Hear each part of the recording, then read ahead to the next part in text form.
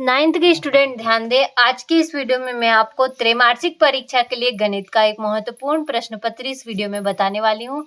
बहुत ही आसान है, आप सभी के लिए बहुत ही इम्पोर्टेंट साबित होने वाला है। तो आपकी त्रैमासिक परीक्षा बहुत ही नजदीक आ रही है, तो उसके लिए आपको लिए हम अच्छे से तैयारी करवाने वाले हैं। तो बिना किसी डाउट के कंप्लीट करिएगा। तो देखिए, पहला प्रश्न है जो आपका वो है, सही विकल्प का चयन कर लिखिए। तो निम्नलिखित में से बहुपद है तो कौन सा है? x² प्लस 3x है। अगला है आपका 6.16 प्लस 6.0 का मान होगा तो 6.76 होगा।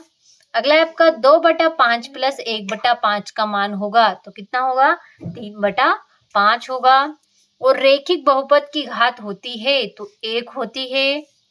और चित्र में दिखाए गए छायांकित भाग को निम्न भिन्न से दर्शाइए तो क्या होगा आपका? 1/4। यहाँ पर आपको तो देखिए इसका आपका होगा 1/4। अगला है आपका 2/5 गुणित 15/7 का मान होगा तो 6/7 होगा। तो देखिए इस तरीके से जो आपका पहला प्रश्न था सही विकल्प वो आपका कंप्लीट हुआ। अगला प्रश्न है आपका जो है रिक्त स्थानों की पूर्ति कीजिए। तो भिन्न 1/4 का दशमलव रूप 0.25 है।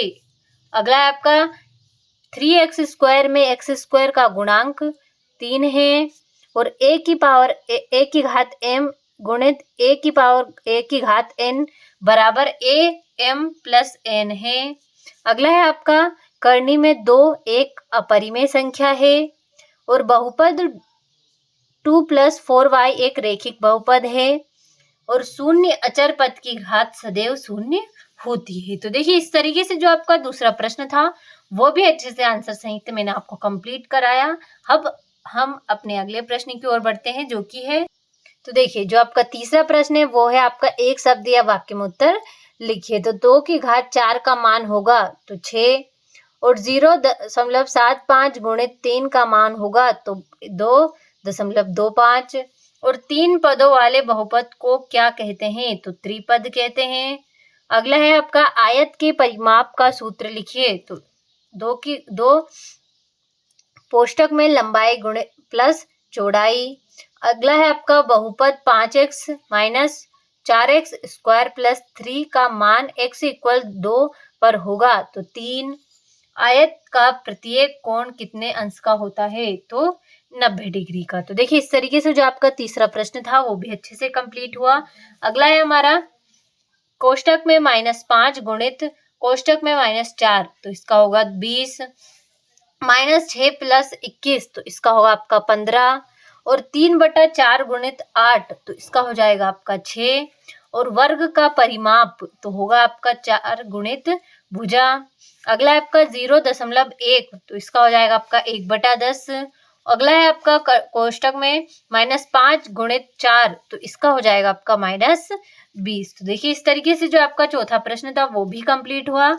अगला है आपका सत्य का चयन कीजिए। तो बहुपद 2x + 5 का शून्यक -5 है तो असत्य होगा।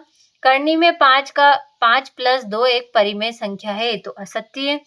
और 1/4 का प्रतिशत रूप 25% है तो यह आपका सत्य होगा। और संख्या रेखा पर -50, -51 के दाईं ओर स्थित है तो असत्य है। और 1.89 - 58 का मान होगा तो इसका होगा आपका -56.1। अगला है हमारा x एक कोष्ठक में x - y एक कोष्ठक में x + y = x² - y² है तो ये सत्य होगा। देखिए इस तरीके से जो आपका पांचवा प्रश्न था वो भी आपका कंप्लीट हुआ सत्य। अगला हमारा छठा है। तो देखिए इस तरीके से ये हो गया हमारा सातवां प्रश्न, आठवां हो गया, 9वां। इस तरीके से सारे प्रश्न क्रमानुसार दे रखे तो आप इन्हें अच्छे से कंप्लीट करिए। तो देखिए हो गया आपका 12वां प्रश्न, तो देखिए 13वां हो गया, 14वां। इस तरीके से इन सभी प्रश्नों को आप अच्छे से स्क्रीनशॉट के माध्यम से कंप्लीट करिएगा। ये हो गया आपका 21वां प्रश्न, 22वां हो गया और ये हो गया आपका 23वां प्रश्न। तो देखिए इस तरीके से कुल 23 प्रश्न आपको इस प्रश्न पत्र में दे रखे हैं। तो बहुत ही इंपॉर्टेंट है ये सारे प्रश्न, तो अच्छे से स्क्रीनशॉट के माध्यम से सभी को कंप्लीट करिए। आपकी त्रैमासिक परीक्षा बहुत ही नजदीक आ गई है, हमारे पास बिल्कुल भी टाइम नहीं है, तो जल्दी से तैयारी करिए अपनी अच्छे से।